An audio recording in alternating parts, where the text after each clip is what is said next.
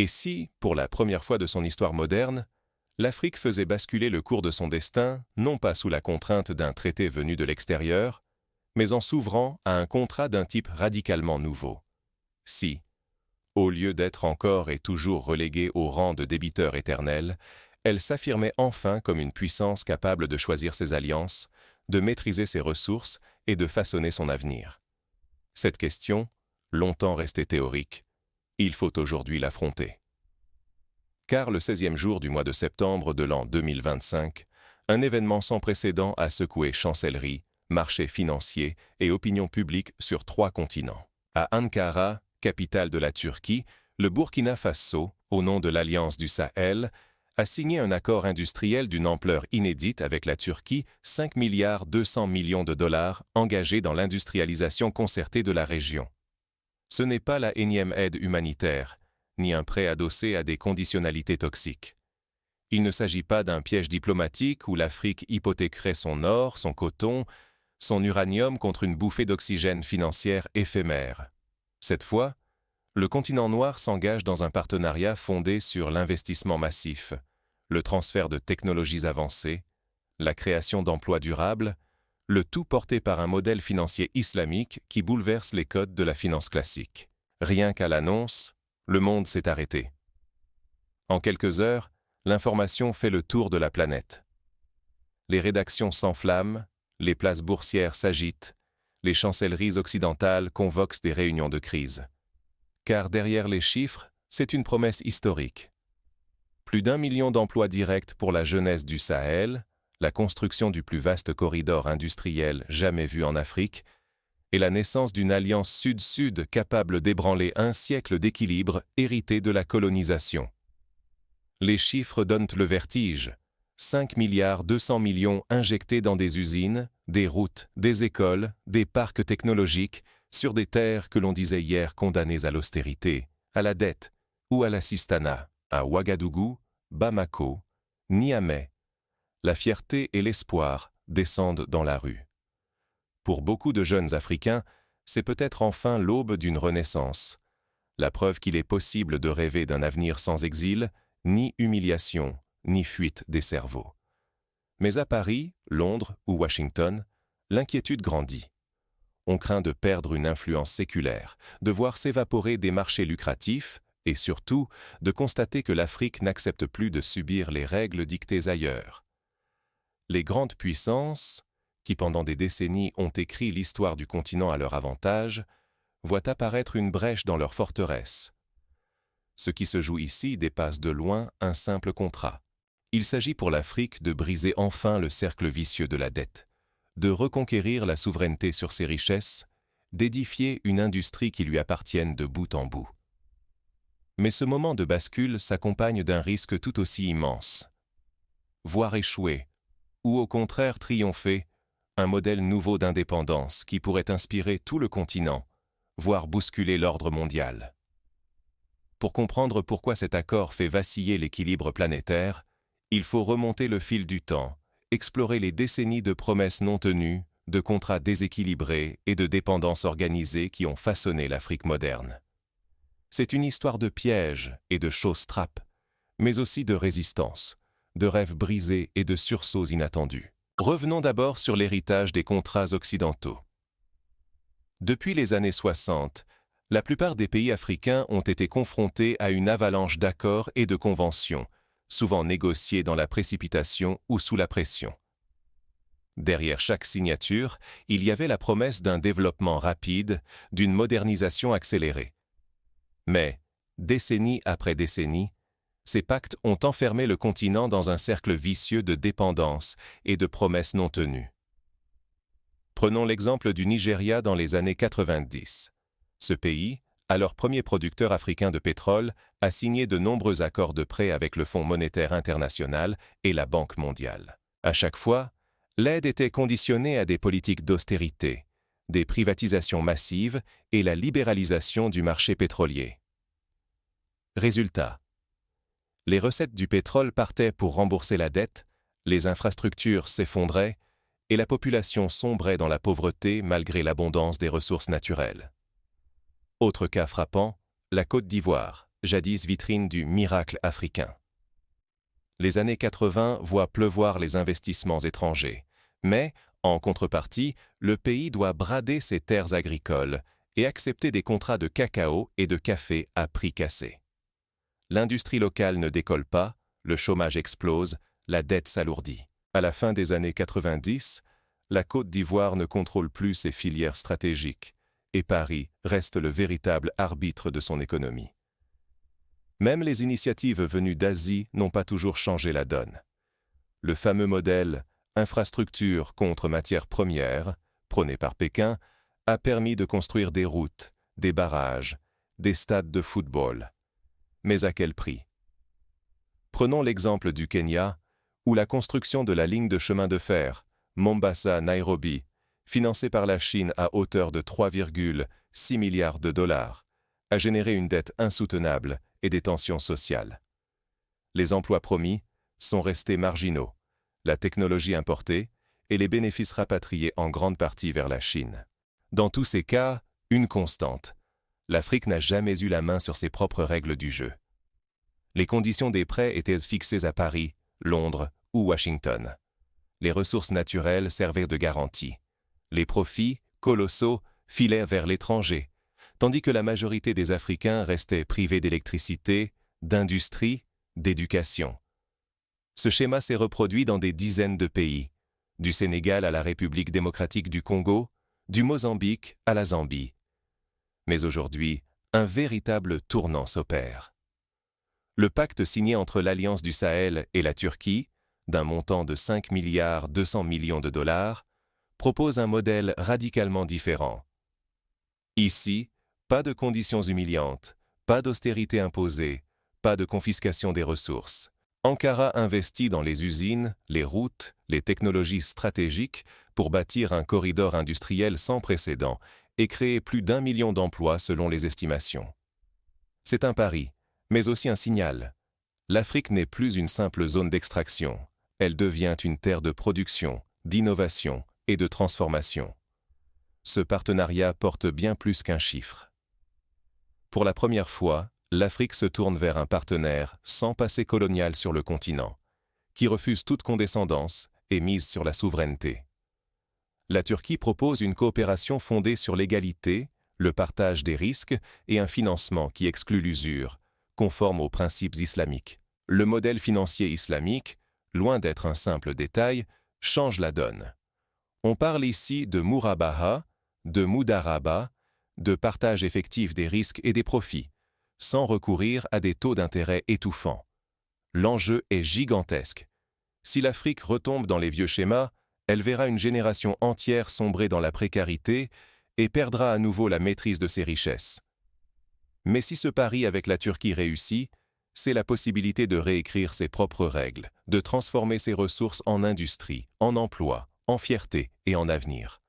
Le corridor industriel du Sahel pourrait alors servir d'exemple à toute l'Afrique subsaharienne. Mais que recèle vraiment ce pacte inédit? Quelles clauses font trembler les anciennes puissances? Quelles promesses? Quels risques? Et quelles lignes rouges pour ce nouveau départ? Pour répondre à ces questions, il faut plonger dans le détail de l'accord et dévoiler les mécanismes qui le rendent si explosif. Ce qui fait la singularité de ce pacte, ce sont ses chiffres vertigineux, ses piliers solides, ses ambitions démesurées. À première vue, on croirait à une simple déferlante de montants, mais chaque chiffre cache en réalité une transformation profonde dans la façon de penser le développement africain. Prenons le temps de détailler ces piliers, car chacun incarne une rupture concrète avec les modèles anciens. Premier pilier, l'infrastructure.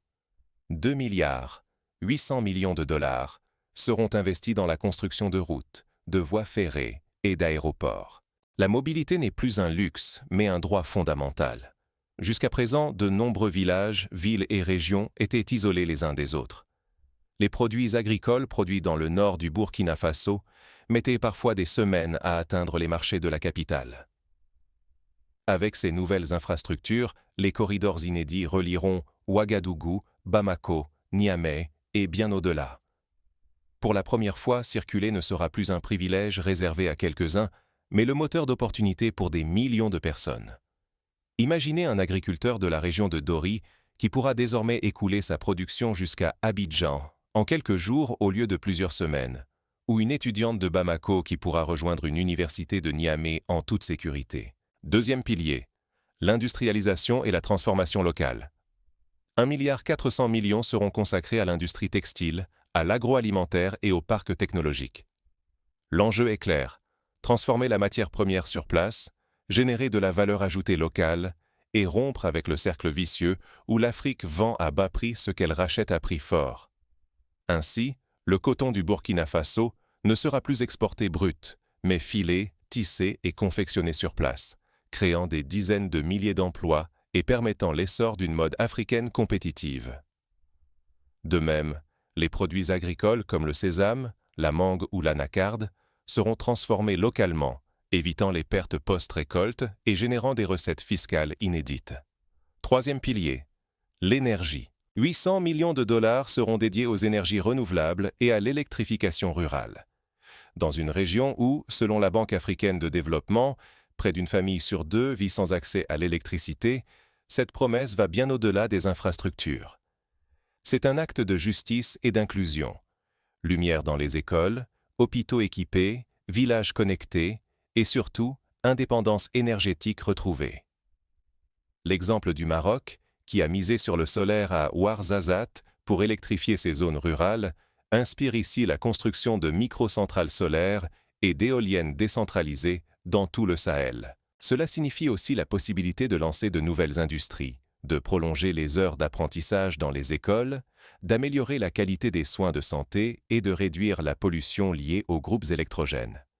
Quatrième pilier, la formation, la santé et le capital humain. 200 millions de dollars sont réservés à la santé, aux universités et à la formation professionnelle. Il ne s'agit pas seulement de former des ouvriers, mais de transmettre des compétences de pointe, de bâtir une autonomie intellectuelle. 150 000 jeunes seront formés à des métiers spécialisés, capables de piloter des usines, de gérer des laboratoires, de concevoir des logiciels. 25 000 postes de cadres seront réservés à des Africains, ce qui tranche radicalement avec les pratiques anciennes où les directions étaient confiées à des expatriés. L'Afrique pourra enfin écrire son destin technologique et médical, à l'image de l'Inde ou du Brésil, qui ont massivement investi dans l'éducation supérieure pour asseoir leur émergence. Le bilan humain est tout aussi impressionnant. 1 200 000 emplois à la clé, dont 480 000 directs dans l'industrie, les transports, l'énergie, et 720 000 indirects dans l'agroalimentaire, la logistique, le commerce. Pour la première fois, il s'agit de créer un tissu industriel africain capable d'absorber la croissance démographique du Sahel, qui comptera, selon l'ONU, plus de 100 millions de jeunes de moins de 25 ans d'ici 2040. Mais la véritable révolution se joue dans la finance. Aucun taux d'intérêt toxique, aucune dette piégée. Les fonds propres sont mobilisés via la Banque de développement turque, selon des principes financiers islamiques. Murabaha, achat-revente sans intérêt. Mudaraba, partage des profits et pertes. Istizna, financement de la production industrielle sur mesure. Fini les conditionnalités opaques, aucune hypothèque sur l'or, le coton ou l'uranium. Pour la première fois, les ressources naturelles du continent restent hors d'atteinte des créanciers. Cette logique, déjà testée avec succès par la Malaisie et l'Indonésie dans les années 2000, vise à éviter les crises de la dette et à sécuriser la souveraineté économique. Ce modèle tranche radicalement avec le passé. Terminer les aides occidentales conditionnées à l'austérité. Fini les contrats chinois qui bradent les ports et les mines. Si ce pacte tient ses promesses, il deviendra un précédent redouté. L'échec ramènerait les anciennes tutelles, mais la réussite pourrait bouleverser tous les rapports de force et inspirer les autres nations du Sud. Pensez au Brésil des années 2000, qui a rompu avec le FMI pour investir dans son industrie et sa technologie. Ou à la Corée du Sud, qui a bâti son miracle économique en misant sur l'éducation et la souveraineté industrielle. Mais un pacte, même révolutionnaire, n'est qu'un point de départ. Reste à savoir comment les acteurs locaux, entre espoirs et doutes, s'approprieront ce changement historique. La réussite dépendra de l'implication de la société civile, des entrepreneurs locaux, des syndicats et des collectivités territoriales. À Dakar, à Lagos, à Addis Abeba, les regards sont tournés vers le modèle sahélien. Chacun attend des résultats tangibles avant de s'engager à son tour. Ce n'est pas seulement une affaire de milliards. C'est un séisme diplomatique, un choc identitaire. L'accord noué entre le Burkina Faso, l'Alliance du Sahel et la Turquie n'est pas un événement isolé. C'est une onde de choc qui traverse toutes les capitales occidentales et résonne jusqu'au cœur de l'Afrique, prête à bouleverser l'ordre établi depuis près d'un siècle. Pour l'Afrique, la Turquie incarne autre chose que la France, le Royaume-Uni ou la Belgique. Elle n'a pas de passé colonial sur le continent. Aucune cicatrice, aucun ressentiment à solder. Ce passé vierge suscite une confiance rare. Ici, pas de mémoire douloureuse, pas de soupçons ni d'humiliation, mais la possibilité d'un échange entre égaux. Ce rapprochement s'appuie aussi sur des liens discrets, souvent invisibles pour l'Occident. Dans le Sahel, l'islam fédère les sociétés à travers une histoire commune, une foi partagée, des valeurs proches. La Turquie, puissance musulmane, multiplie les bourses universitaires, soutient des projets religieux, exporte ses produits halal. C'est un soft power qui rassure et fédère, loin de la puissance brutale. Sur le plan économique, le bouleversement est tout aussi net. Les Turcs proposent le transfert de technologies sans conditions cachées. Savoir-faire industriel, machines-outils, systèmes de gestion, tout est transmis comme levier d'émancipation et non comme instrument de dépendance. Il n'y a pas de clause de soumission, mais la promesse de progresser ensemble. Pour illustrer, citons l'exemple du secteur textile. Les ingénieurs turcs formeront sur place des techniciens burkinabés, maliens et nigériens, afin qu'ils prennent en main l'ensemble de la chaîne de production, du design à la commercialisation. Cette dynamique inquiète l'Occident. À Paris, on redoute la perte de près de 4 milliards de contrats annuels dans la zone francophone. À Washington, on comprend que si l'Afrique prend son envol, la stratégie du précaré s'effondre. C'est tout l'équilibre multipolaire du XXIe siècle qui vacille. À Bruxelles, l'Union européenne cherche une réponse, mais la confiance s'est effritée. On se souvient des débats sur l'accord de partenariat économique, APE, qui, au début des années 2000, avait déjà suscité la méfiance des pays africains. Le plus vertigineux, c'est l'effet domino. À Accra, Lagos, Addis Abeba, Dar es Salaam, les gouvernements observent le modèle turc. Ghana, Nigeria, Éthiopie, Tanzanie. Ensemble, ces pays réunissent plus de 400 millions de personnes. Si le pacte du Sahel réussit, il pourrait déclencher une contagion irrésistible, emportant les vieux paradigmes et donnant à toute l'Afrique des marges de négociation inédites. On se souvient du cas du Rwanda, qui a inspiré la lutte contre le plastique à usage unique sur tout le continent, ou du Nigeria qui a ouvert la voie à la finance mobile avec le succès de la plateforme Paga.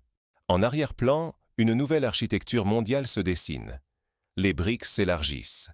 La finance islamique s'impose comme alternative à la dette. Les axes sud-sud gagnent du terrain. Investissement, échanges culturels, innovation, sans passer par les anciennes métropoles. L'Afrique, avec la Turquie, n'est plus périphérique. Elle s'affirme au centre, à l'avant-garde de la réinvention du modèle de développement mondial.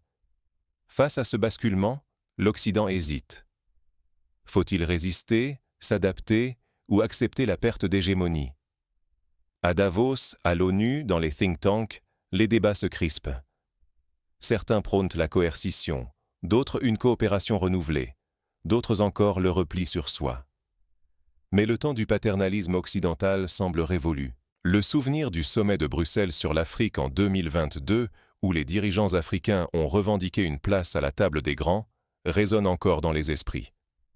La réussite du pacte turco-sahélien pourrait faire école.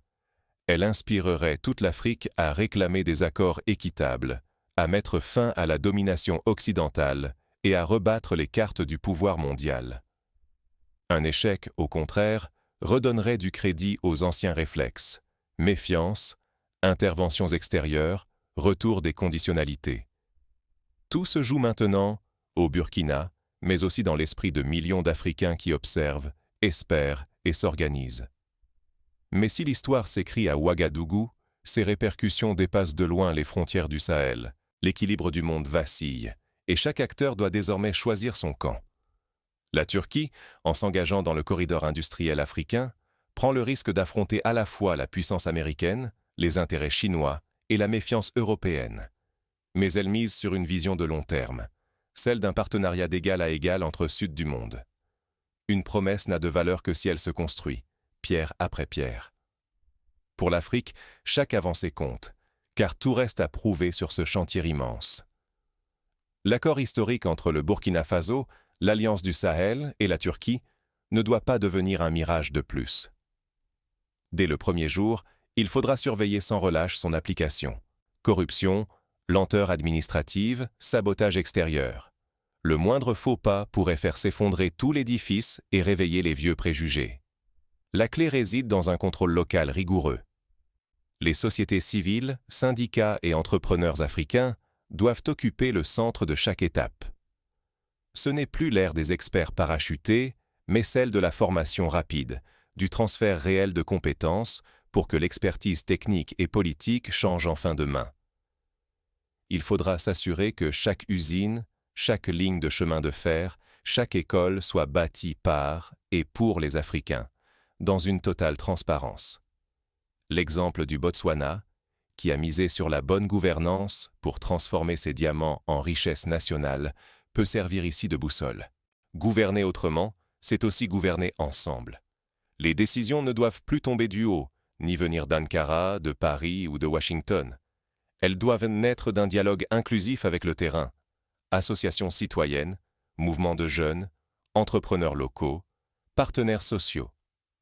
Ce n'est qu'à cette condition que ce modèle résistera à l'épreuve du temps et aux tentations. Les forums citoyens, les consultations publiques, les audits indépendants pourront servir de garde-fous. Diversifier ses alliances, c'est refuser les pièges du passé. Il n'est pas question d'échanger une tutelle occidentale contre une dépendance exclusive envers la Turquie ou tout autre partenaire. L'Afrique doit multiplier les réseaux, gagner la confiance et attirer de nouveaux soutiens sans jamais sacrifier sa souveraineté. S'inspirer? Oui. S'aligner aveuglément? Non. Chaque partenariat doit servir la vision africaine, non la stratégie d'autrui. L'exemple de l'ASEAN en Asie du Sud-Est montre qu'une alliance régionale forte peut s'appuyer sur une diversité d'alliances extérieures tout en défendant ses intérêts propres. Mais une autre force silencieuse est à l'œuvre, la dynamique régionale. Ce corridor industriel peut devenir un catalyseur pour tout le continent, incitant des pays comme le Nigeria, le Ghana ou la Côte d'Ivoire à s'engager à leur tour et à tisser un réseau d'initiatives coordonnées. C'est l'émergence d'une politique du continent pour le continent, où le succès de l'un éclaire la route des autres. On peut imaginer des échanges de bonnes pratiques, des transferts de savoir-faire, des joint-ventures africaines dans l'industrie automobile, l'agroalimentaire, la tech. Pour réussir, il faut aussi changer le récit. Trop longtemps, on a raconté une Afrique impuissante, endettée, assistée. Il devient urgent d'imposer une nouvelle histoire, où dignité, compétence, innovation et confiance remplacent la fatalité. Communiquer, c'est façonner l'image du continent, affirmer sa crédibilité et offrir à la jeunesse des modèles à suivre. Les médias africains, les influenceurs, les cinéastes et écrivains ont ici un rôle déterminant à jouer. Au fond, l'Afrique joue bien plus que son développement économique. Elle joue son image, sa crédibilité, la possibilité de devenir une puissance maîtresse sur la scène mondiale. L'échec renforcerait la marginalisation et les vieux clichés. La réussite ouvrirait une ère inédite de respect et d'influence. Comme le dit l'historien sénégalais Felwine Sarr, la souveraineté, c'est d'abord une bataille culturelle, un récit à écrire soi-même. Mais une question demeure, suspendue dans l'air. Cet accord d'exception restera-t-il un cas isolé, ou deviendra-t-il le premier chapitre d'un basculement global? L'histoire regorge d'exemples où une initiative audacieuse a ouvert la voie à une révolution.